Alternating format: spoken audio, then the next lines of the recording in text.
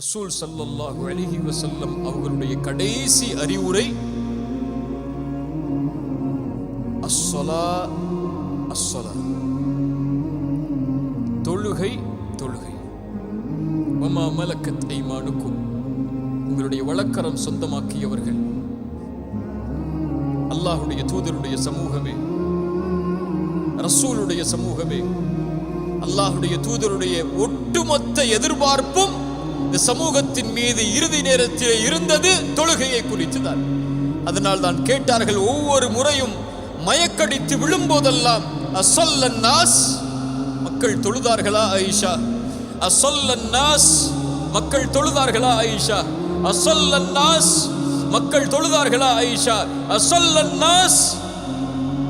இந்த கேள்வி அல்லாஹ்வுடைய தூதர் இந்த நிலையில் இந்த சமூகத்தை பார்த்து கேட்டால் நிலைமை என்ன?